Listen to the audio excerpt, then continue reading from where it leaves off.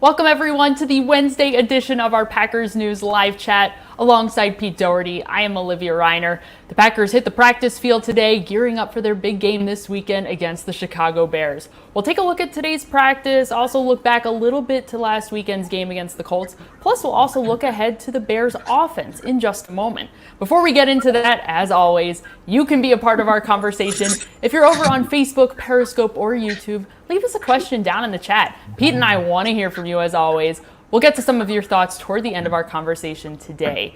The Packers special teams unit this past week did not exactly put the special in special teams. How many times am I going to make that joke? Backup return specialist Darius Shepard had a bit of a rough day. He got the start over injured Tyler Ervin, who's been dealing with a ribs injury. However, he didn't play all that well. He had a fumble and he averaged less than 20 yards per kick return. Luckily for the Packers, Tyler Ervin returned to practice today. If Ervin is healthy enough to go, how can he boost the special teams unit this weekend against the Bears? Well, probably in two ways. I mean, one is he's just a much bigger threat to get past the 25-yard line and get a 30 or 40-yard return. And so that kind of leaves the other thing is where maybe they'll just kick it out of the end zone instead of kicking it short and making him return. He's just a lot more dynamic than Shepard. We saw that last year. That's why they brought him in. And their return game went from really bad to okay, decent once Ervin came in. In other injury news, the Packers offensive line is currently without one of its anchors. Center Corey Linsley exited Sunday's game with a back injury. He did not return. Elton Jenkins came in his place at center. John Runyon came in at left guard. As a whole, the offensive line fared pretty well. They only allowed a single sack. Linsley was at practice today. He was only practicing in a limited capacity. If Linsley isn't healthy enough to play on Sunday, how confident are the Packers in Jenkins and Runyon? Well, Jenkins, they should have a ton of confidence. I mean, he can play anywhere. He's not. I mean, Bakhtiari's an excellent left tackle, but Jenkins is their best all-around guy. He can play anywhere. And Runyon did okay, so I would think they'd be at least okay. It's not like this would be a disaster. I mean, you were at practice today. I know the Packers listed Linsley as limited, but it sounded like, at least for the part, I think what the limited goes by is it's how much did they participate in team drills. And limited could mean, if you're a full-time player, limited could mean you took one snap, or it could mean you took all but 5 snaps. So it really doesn't tell you all that much. But you were practicing, it sounded like he wasn't doing much before they kicked you out for team drills. We did not see him today. However, as I mentioned, he was listed as limited in today's practice. We'll let you know what exactly his practice capabilities are tomorrow. Let's take a look at the Bears offense as we get ready for this game against Bears-Packers this weekend. The first time the two teams have faced off this season. It feels like it's been a long time coming. Head coach Matt Nagy is going to be asking himself to start quarterback Mitch Trubisky or to start quarterback Nick Foles. That is the big question. Both of those quarterbacks are dealing with injuries. Trubisky has been dealing with I believe a shoulder, and then Foles has been dealing with a hip injury. Both quarterbacks have been dealing with their injuries, and it's been kind of a rough season for both of them. Foles was started over Trubisky less than halfway through the season, and both of them have not played super well. Both of their completion percentages fall in the bottom third of the league. How do the Packers prepare for an offense not knowing who their starting quarterback is going to be? Yeah, they got to prepare for both. I mean, because they're a little bit different. Foles is mainly a pocket guy, where Trubisky, they try to get him out on the edge a little more and get him on the move more. So you got to get ready for both, but this is not a juggernaut offense. I mean, I'm trying to remember where they rank scoring-wise, the Bears, but I've seen enough of them, with the Packers playing at night and the Bears have been in the afternoon or vice versa. They're a way below average offense. I got to think they're one of the 5 or 6 worst offenses in the league. But their defense is really good, so that keeps them in games, and that's why they were winning early. Let's take a look at the Bears' run game. Second-year running back David Montgomery has not exactly been posting the flashiest of stats. He has over 500 rushing yards this season, and he's averaging 3.6 yards per carry. However, he has been tricky to tackle. He's averaging about 18% of his tackles. He's been able to break them. How can the Packers' run defense step up against Montgomery this weekend? Well, yeah, their run defense has been so bad, you got to assume the Bears are going to at least try. Now, Bears' offensive line is one of the weak spots of their team, too. Montgomery's, he's okay. I think he was a second-round pick, so he's a fairly high pick. I'd say he's a little better than Jamal Williams, but not much. He's certainly not close to the caliber of Aaron Jones. I think the Bears really miss Tariq Cohen. He was just so good. Just playing, like throwing swing passes to him, screen passes, only occasional handoffs. But he was one of their more dynamic offensive guys. And, I mean, they must have lost him in, I don't know, week 1 or week 2 for the season. It goes without saying, they just don't have a lot of dynamic guys on offense, and they really miss Colin. Let's flip it over to Facebook, Periscope, and YouTube for some of your questions. Thank you all so much for joining us. It is lovely to see you the night before Thanksgiving. We appreciate it. Let's start with Darren over on Facebook. Darren says, during this season, when the Packers needed their defense and special teams units to step up and make a big play, they do not. Would you consider this a scheme or a personnel problem? The defense was able to have a game-saving stop against the Jacksonville Jaguars. However, that was about it this season. How much of the issues that the defense and the special teams unit, how much of that is a personnel issue versus a scheme issue? Yeah, special teams it's so hard to judge as a layperson. I mean, none of us are expert in all the things that go into that. And it's always changing personnel. They've been okay until the last few weeks. I mean, because the adage for special teams is, it's like the doctor's adage, first do no harm. And they've done some harm the last few weeks. Defense, there's talent on that side of the ball. So there's something that's just not meshing with the scheme, and they've struggled enough now where maybe it's players not believing in the scheme. But they got it. Mike Patton he can't find a personnel group that works when he likes to play a lot of dime. They do that. And like last week in the start the second half, the Colts just ran it right down their throat. They go nickel and Rivers would switch to a pass call.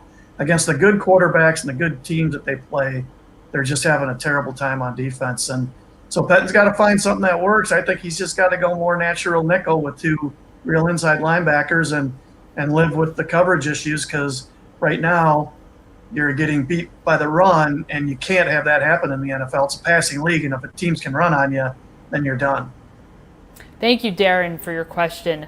Let's go over to YouTube for a question from Pack Attack. They ask, you got to take cornerback Kevin King, you got to believe that cornerback Kevin King takes a pay cut to stay in Green Bay since he has been so injured. Kevin King becomes a free agent in 2021. He has been dealing with this quad injury. He was finally able to start last week. However, before that, he had missed 5 games just this season with the quad injury. How likely is it that his injury history has an impact on whether or not the Packers choose to resign him? Oh, huge. And it'll affect will affect his value on the open market. Now, he's a good player, and good corners are hard to find. And there might be a team out there so desperate at corner that they'll pay him fairly big money because they just don't have anybody. But I can't see the Packers doing a long-term deal with him at this point, because he's played 4 years, and last year was the only one where he didn't miss substantial time because of injuries. And he was hurt when he came in with that shoulder. He had a shoulder injury when they drafted him. They brought him into the first mini camps, the first training camp. So it's going to affect his value a lot. I find it hard to believe the Packers are going to pay him much. I don't know if somebody else will. Maybe his market will be depressed because, there's not as much money floating around this offseason, and this injury maybe has changed some teams' thinking who might have been interested in signing him, a month ago. So maybe he comes back at a $4 million contract for 1 season to get another crack at free agency, but maybe somebody out there pays him a decent deal because they're desperate at corner. I don't see the Packers ponying up big money because of the injury history, though.